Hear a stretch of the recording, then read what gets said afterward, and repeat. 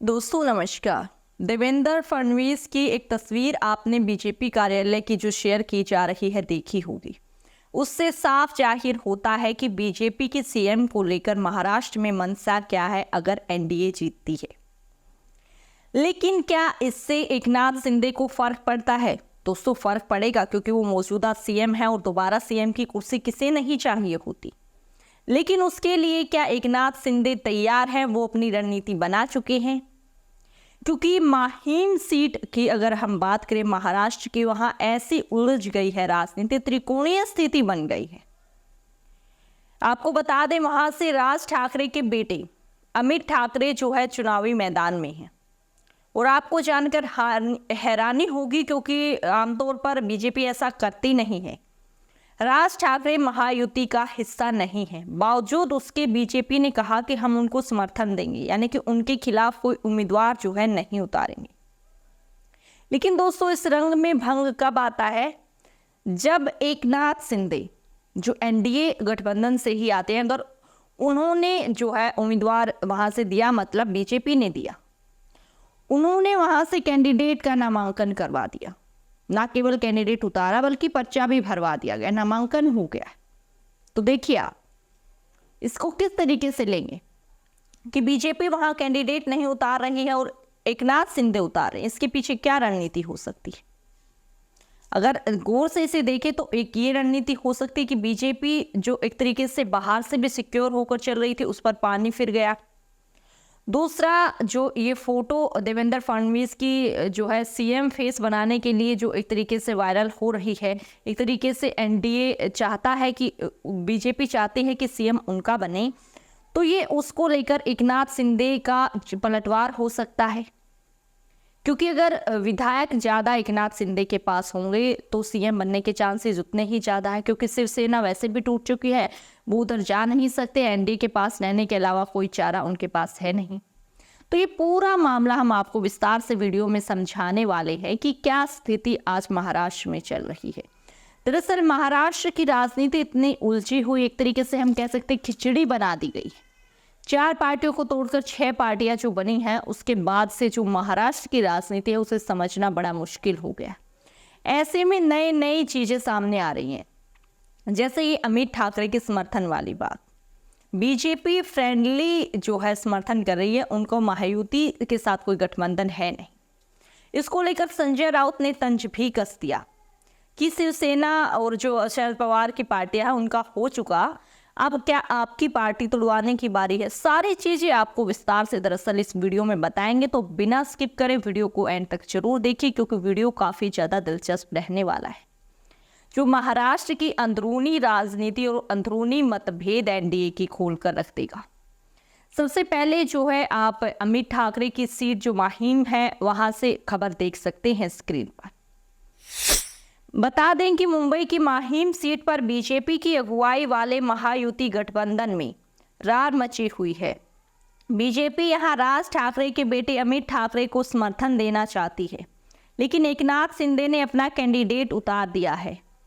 हालांकि देवेंद्र फडणवीस ने अमित ठाकरे का समर्थन का ऐलान किया है। बता दें कि राज ठाकरे महायुति का हिस्सा नहीं है, फिर भी बीजेपी उनको समर्थन दे रही है।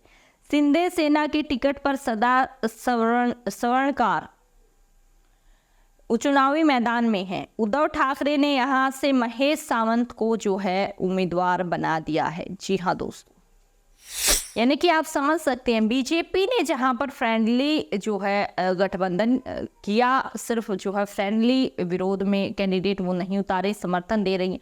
आप सोचिए, अगर कोई भी पार्टी है, कोई भी नेता है, कोई भी उम्मीदवार है, अगर उसके साथ गठबंधन है ही नहीं तो क्यों जो है उसको समर्थन दिया जाए? बड़ा सवाल है दोस्तों। ये दिखा रहा है कि बीजेपी हर तरीके से शोर होकर चल रही है महाराष्ट्र में, कि भी किसी भी तरीके से सरकार बनानी पड़े, लेकिन सरकार तो हम बना कर रहेंगे, ये दिखाता है।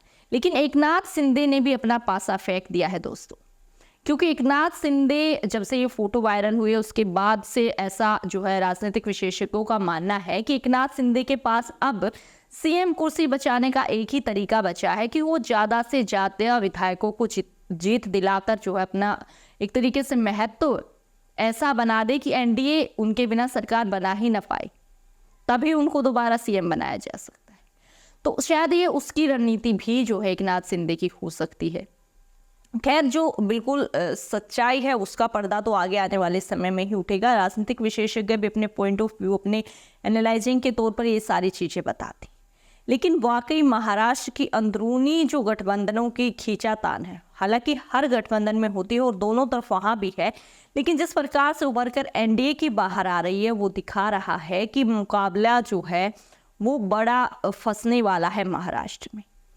आपको बता दें कि संजय राउत जो है राज ठाकरे के को लेकर जो है एक बयान दिया है, उनको चेतावनी दी है बीजेपी से सतर्क रहने की, वो भी आप अपनी स्क्रीन पर देख सकते हैं। दरअसल महाराष्ट्र विधानसभा चुनाव में वोटिंग से पहले उद्धव ठाकरे के खास सिपह सालार संजय राउत ने मनसे चीफ राज ठाकरे को नसीहत दी है। उन्होंने कहा कि जिन लोगों से आज ठाकरे हाथ मिला रहे हैं, कल वही लोग उनकी पार्टी तोड़ सकते हैं। राउत ने कहा कि उनका बेटा चुनावी मैदान में है, इसलिए आप उनकी मानसिकता समझ सकते हैं, ये क्या सोच रहे होंगे और उन पर क्या बीत रही होगी। जी हाँ दोस्तों, यानी कि जो संजय राउत है उन्होंने इशारों में बता दिया कि शरद पवार, अजित पवार के साथ जो हुआ, शिवसेना यूबीटी जो है उनके साथ जो हुआ, अब क्या तीसरी बारी राज ठाकरे की है। उन्होंने कह दिया कि वो जिनसे हाथ मिला रहे हैं कल उनकी ही पार्टी तोड़ेंगे। जी हाँ, और ऐसा इसमें कुछ ज़्यादा नया है नहीं, महाराष्ट्र में तो ये आम बात है। पिछले चुनाव से लेकर अब तक 4 से 6 पार्टियां बन गई, तो सोचिए आप इसमें क्या ही मुश्किल होगा। लेकिन दोस्तों जो बड़ा मुद्दा यहाँ पर है वो ये है कि क्या एकनाथ शिंदे, जिस प्रकार से एकनाथ शिंदे जो है कैंडिडेट उन्होंने वहां से उतारा, क्योंकि ऐसा आमतौर पर होता नहीं है कि बीजेपी के खिलाफ बीजेपी के कार्यकर्ता या बीजेपी नेता जाए, लेकिन यहाँ तो गठबंधन सरकार जो उनके साथ है, जो शिवसेना एकनाथ शिंदे उनके साथ है, उन्होंने वहां से उम्मीदवार उतारा जहां से बीजेपी ने कहा था कि हम समर्थन देंगे, यानी सीधा सीधा आमने सामने आ गए। लेकिन बावजूद उसके जो है गठबंधन सरकार है, चुनाव बिल्कुल उल्टी गिनती शुरू हो चुकी है। तो ऐसे में ये परिस्थितियाँ सामान्य दिखाए जाने की कोशिश की जा रही है, लेकिन दोस्तों ये वाकई सामान्य नहीं है। तो क्या बीजेपी डबल सिक्योर होकर चल रही है या फिर एकनाथ शिंदे जो है अपनी पैठ ऐसी कर रहे हैं कि बीजेपी के सामने वो फिर से सीएम बनने का जो है ऑफर रख सके?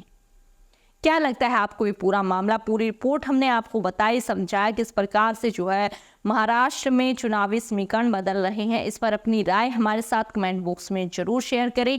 आगे आने वाली सभी राजनीतिक व देश भर की खबरों के लिए हमारे साथ जुड़े, चैनल को सब्सक्राइब करें, वीडियो को शेयर करें। जय हिंद, जय भारत।